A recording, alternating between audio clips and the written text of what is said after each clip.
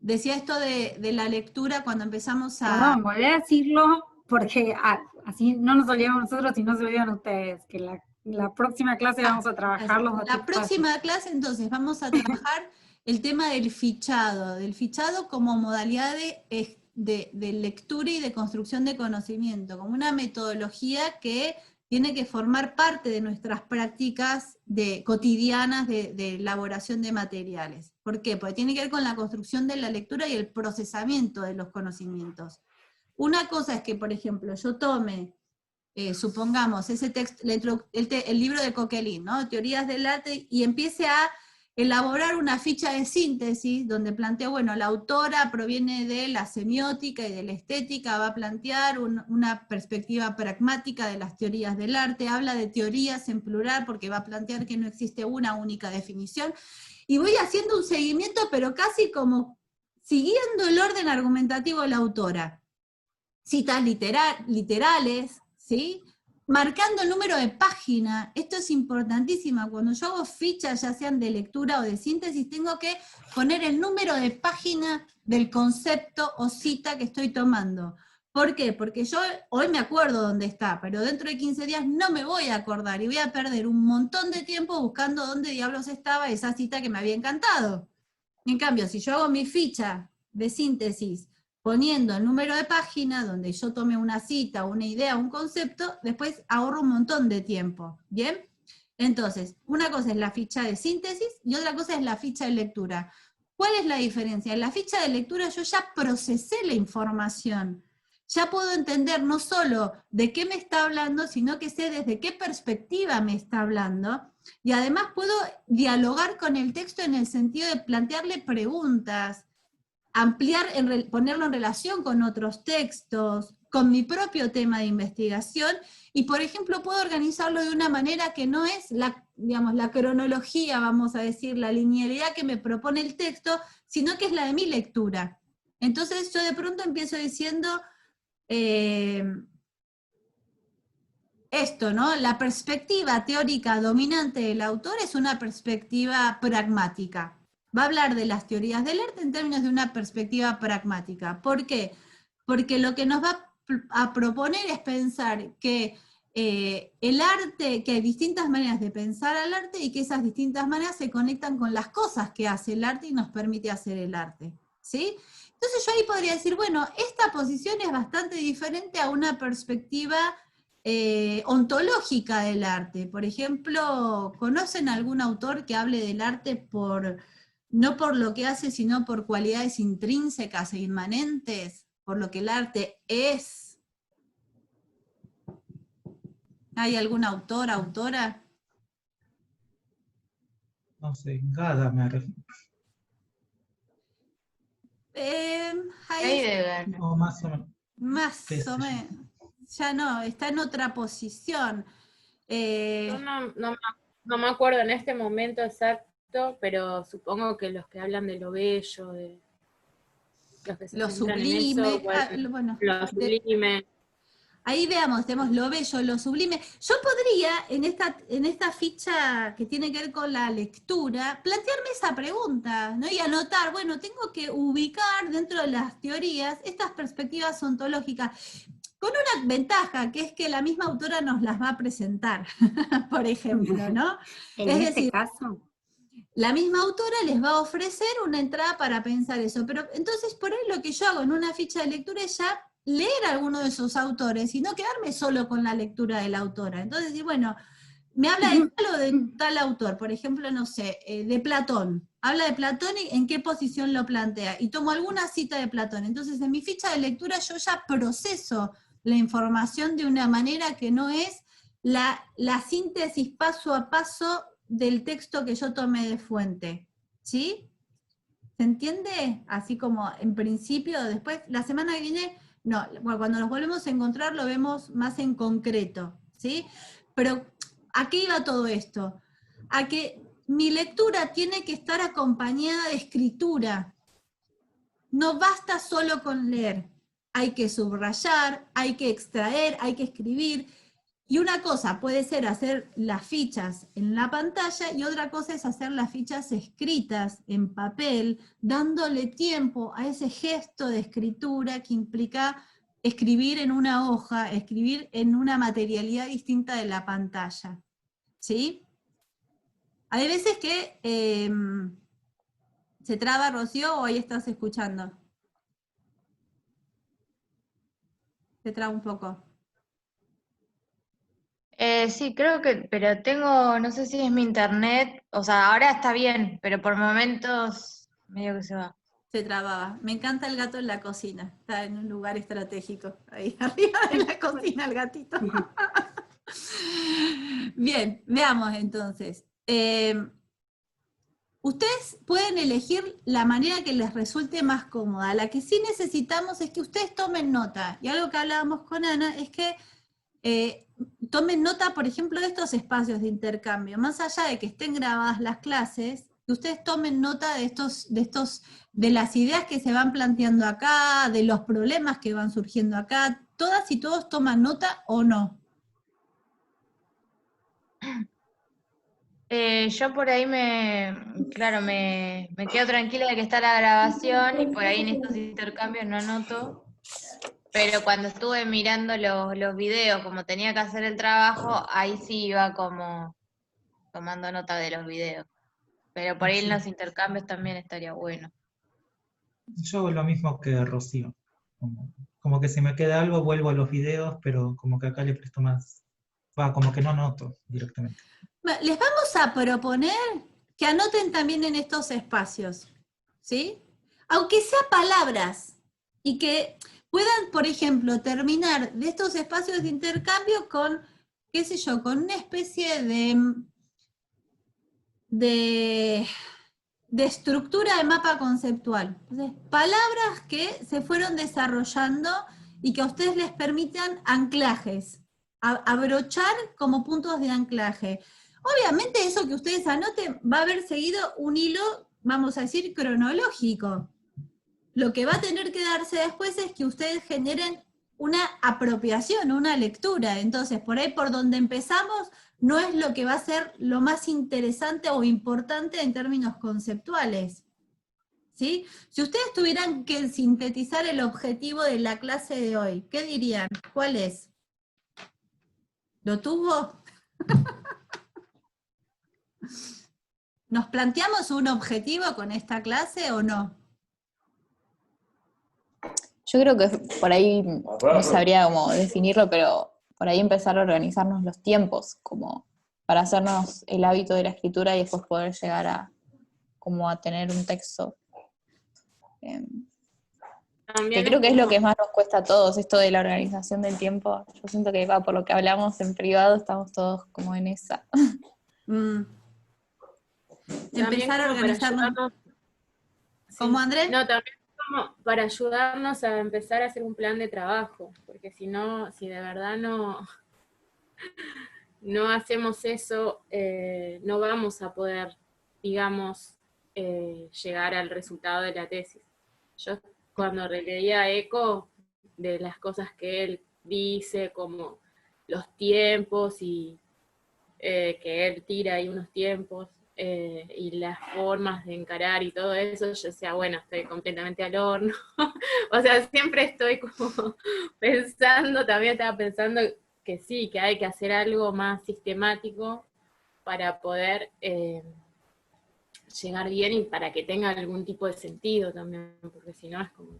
Y para no frustrarse. Sí.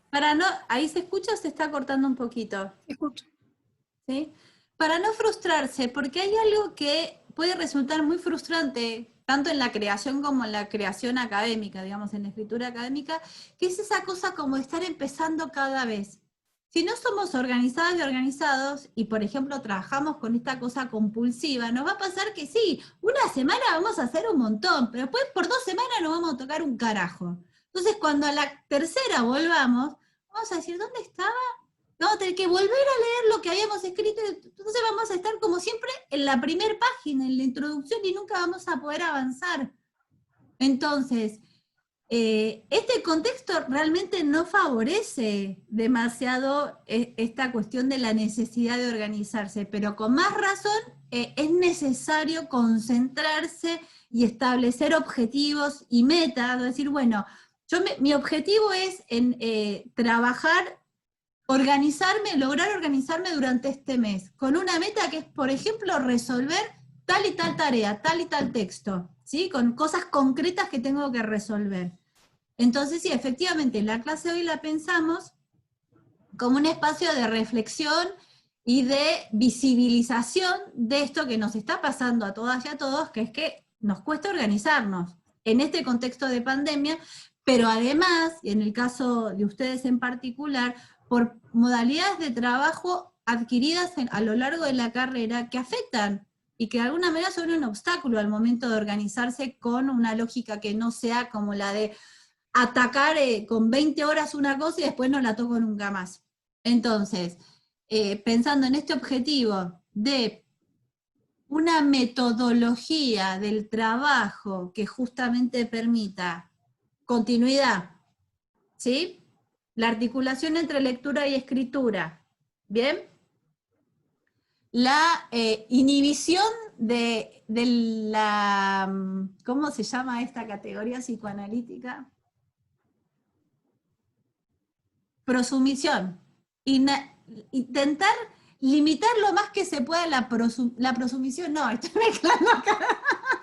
Esto es otra cosa. Eso no es raro. Procrastinación, que es una categoría que se conecta con evitar lo que tengo que hacer. Entonces yo me tengo que poner a escribir, pero me acordé que tenía que limpiar la heladera. No la limpio en la vida, pero ese día me acordé.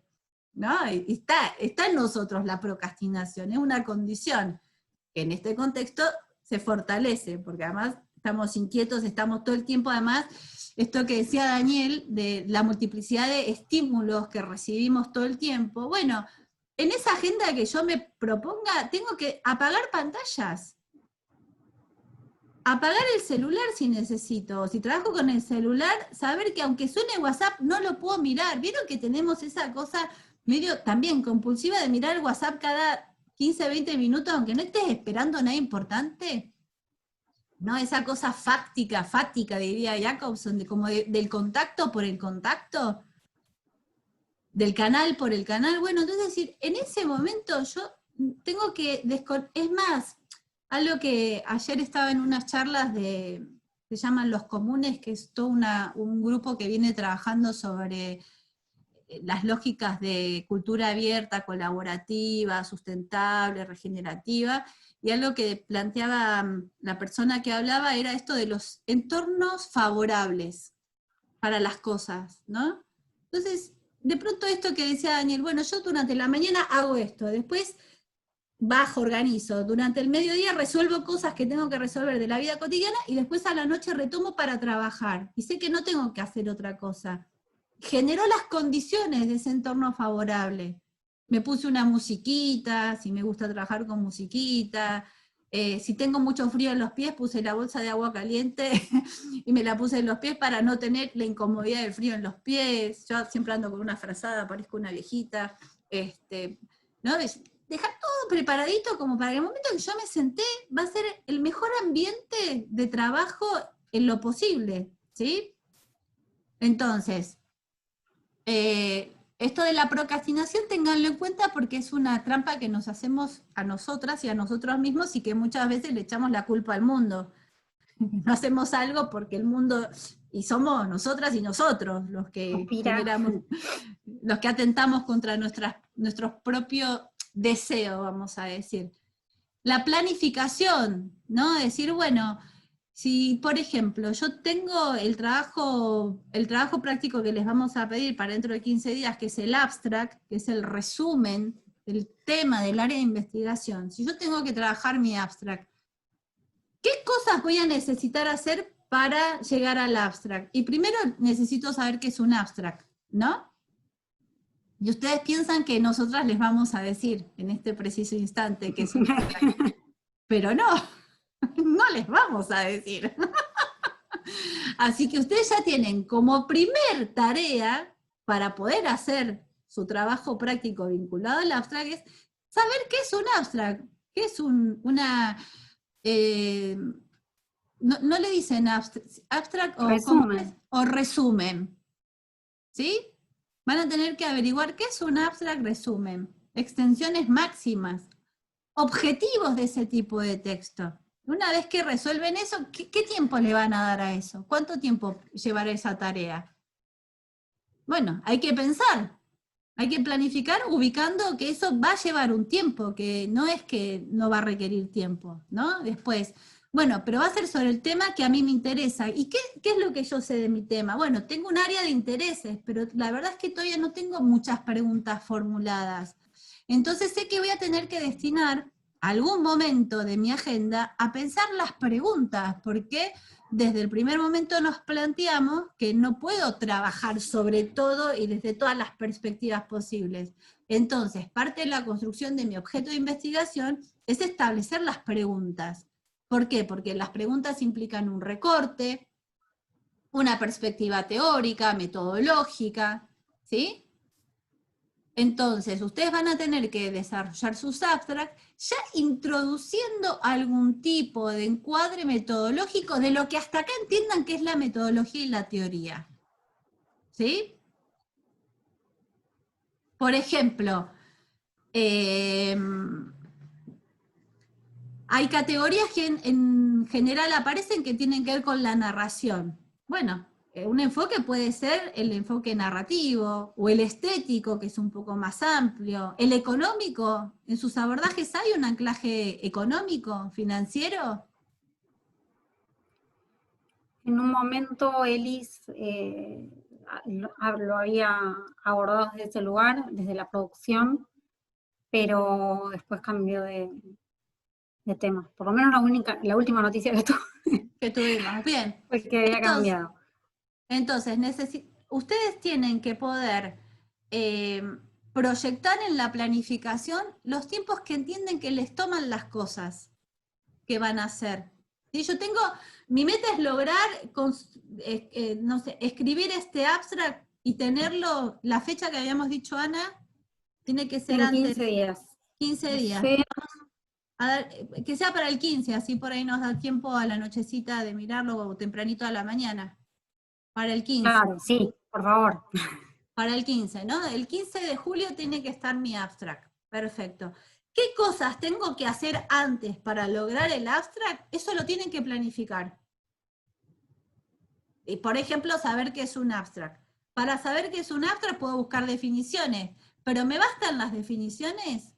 No, voy a tener que leer abstracts. Entonces es rastrear dónde tengo abstracts. Va a haber muy diferentes tipos de abstract, entonces también van a tener que ver qué tipo de abstract les parece mejor para ustedes, que se conecta más con el estilo de escritura de ustedes, con la figura de autor y de lector o lectora que a ustedes les interesa, ¿sí? Abstracts que se conecten con la disciplina de ustedes, porque de pronto se agarran un abstract de microbiología, no van a entender un caso y no les va a servir para ubicar qué es un abstract, o por ahí para comparar, sí, bueno. Entonces, ¿cuánto tiempo me puede llevar eso? Para elaborar mi abstract, y voy a tener que leer algunos textos más conectados con mi investigación, ¿no? Entonces, por ejemplo, Sofi, ¿vos qué has leído que se conecte con tu tema de investigación específicamente? Estuve leyendo como reseñas de películas o por ahí tesis vinculadas a lo que yo quiero hacer, que hablan sobre el autorretrato. No Bien. mucho más. ¿Y leyendo y haciendo fichas o leyendo pero sin tomar fichas? No hice fichas. O sea, creo que, hice las que en su momento nos habían pedido, pero como que no recuperé citas ni nada. Tendría que volver a hacerlo. Veamos eso. Podríamos, en esta instancia, es una instancia de borrador, es un abstract borrador, no va a ser el final. Un poco con este abstract va a pasar como nos pasa con la sinopsis de los guiones, que escribimos una primer sinopsis que nos ayuda a proyectar una estructura de guión más amplia, pero la sinopsis final la escribimos cuando terminamos el guión.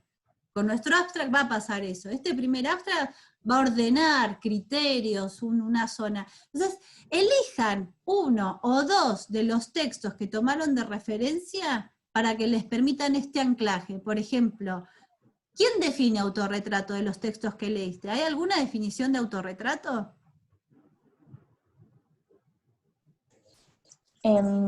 Hay una escritora que, ahora les digo el nombre porque es medio complicado el apellido, que define autorretrato, pero cuando lo leí no me cerró la definición, como que dije, bueno, no es por esta definición que quiero abordar mi tesis.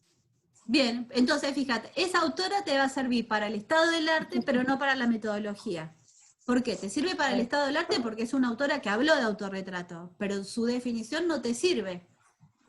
Tendríamos que ver por qué no, porque en ese por qué no ya hay conocimiento construido, o por lo menos unos criterios que vos estás poniendo en juego. Y es algo que tiene que estar visibilizado en el abstract, es decir, bueno, autorretrato desde tal perspectiva, ¿sí?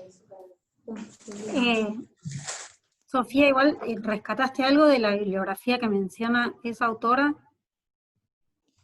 Me fijé, era una tesis doctoral, era bastante amplia, supongo que es un libro, porque tiene como 300 páginas, pero al final tiene toda la bibliografía y nada, como que me anoté los textos como para hacerles una fichita para buscar en el índice a ver si hay algo que me sirva.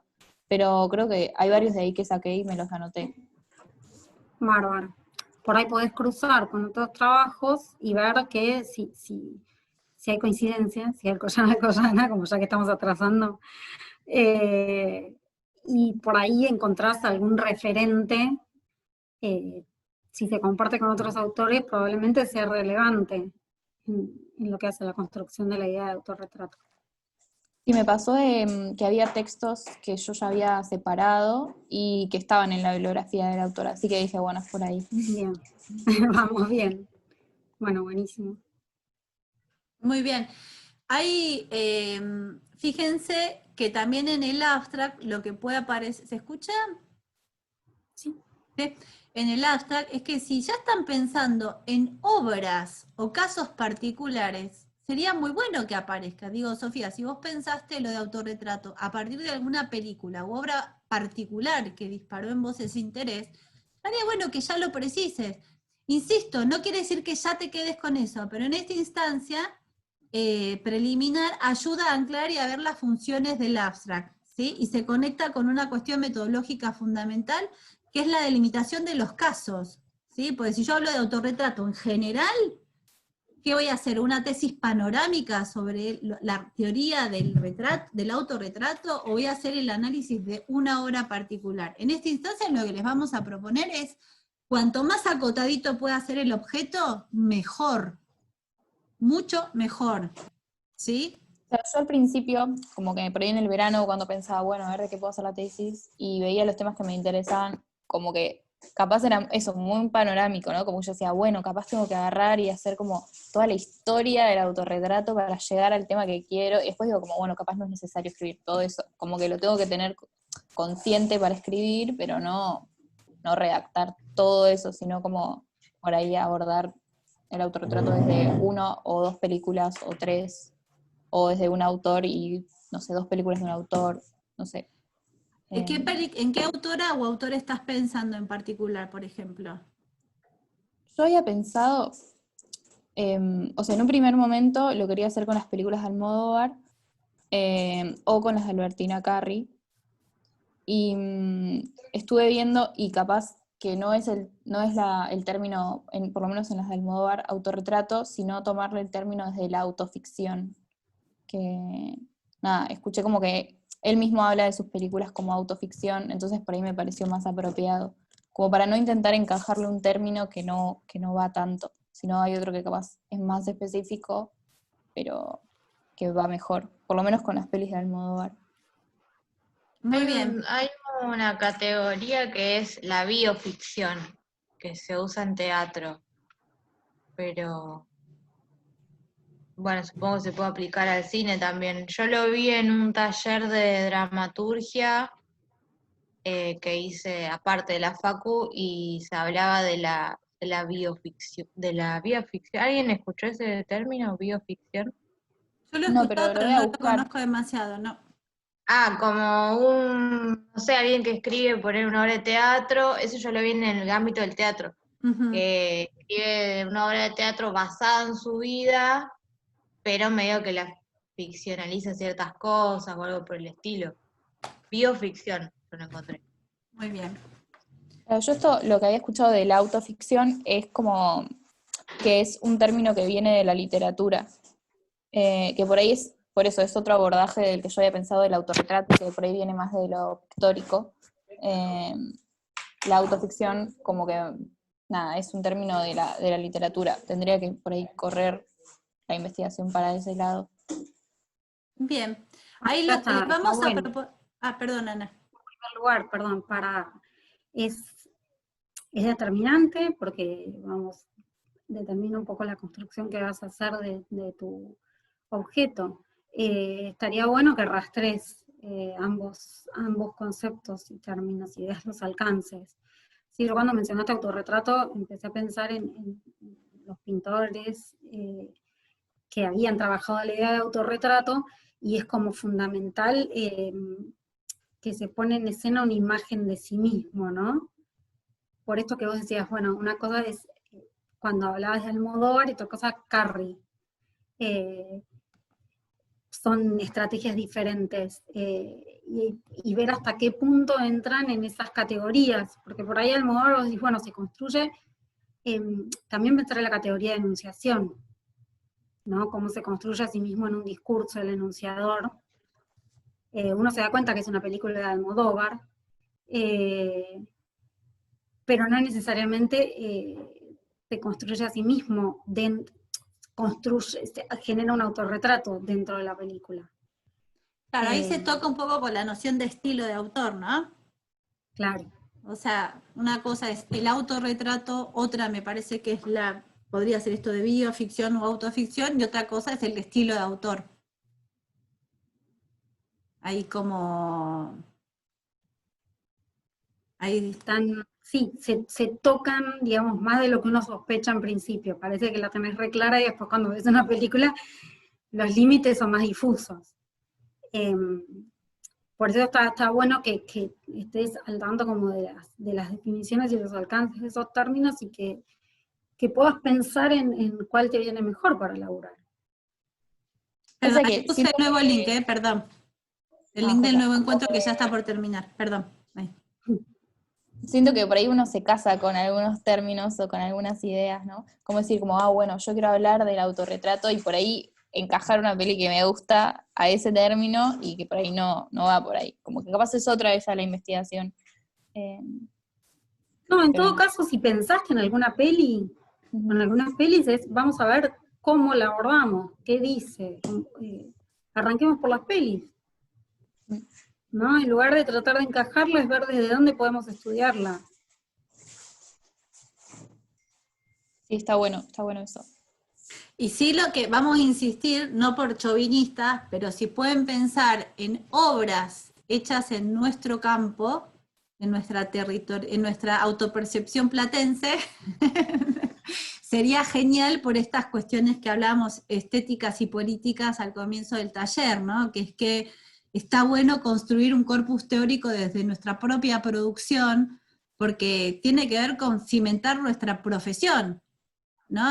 Por ahí siempre hablamos de obras como de autores ya prestigiosos, de autoras prestigiosas, y de pronto en nuestra facultad se hacen piezas súper interesantes que no tienen ese aparato metadiscursivo que las proyectaría, y que además de ser interesantes, también jugamos y hacemos una movida que tiene que ver con fomentar nuestro propio campo de conocimiento y de profesionalismo, ¿no? Esto me parece, voy a insistir con esto, insisto, no por chauvinista, sino porque me parece que es una posición estético-política que está bueno plantearles. Y les recuerdo ese proyecto que hicieron el año pasado en el taller, que da por resultado una tesis colectiva donde cada estudiante está construyendo un capítulo que se conecta en algún punto con la platensicidad. Entonces, en vez de trabajos autónomos, están logrando un corpus de producciones que van a dialogar y que van a dar lugar a una obra que claramente va a tener una presencia más poderosa en el campo. ¿Se entiende esto que digo? También tenemos, bueno, ampliando un poquito más el panorama, la oferta de Esteban Ferrari, que yo siempre me olvido, de la producción de escuelas públicas latinoamericanas de cine. Digo, igual, el espíritu es el mismo. En un momento trabajamos con la escuela de la universidad, con la UNSAM de México, pero... La UNAM. UNAM. Y yo dije, UNSAM de San Martín. UNSAM de San Martín, de acá. Con la UNAM. Pero bueno, tenemos esa oferta y esa posibilidad también abierta de ponernos en contacto con estudiantes o realizadores latinoamericanos de escuelas de cine públicas. Aparte, bueno, también es como un posicionamiento fuerte, del que también llega muy poco, Sí, ¿no? que es Por re otras loco vías. eso. Pero bueno, yo no quiero seguir hablando porque se va a cortar. Sí, ahí te pasé el nuevo link para, no sé si es el nuevo o es Perfecto. el mismo, pero ahí ya lo pasé. ¿Lo Dale, tiene en la dale. mano? Pero bueno, piénsenselo y cualquier cosa podemos ponernos en contacto con las otras escuelas. Sí, ya tenemos un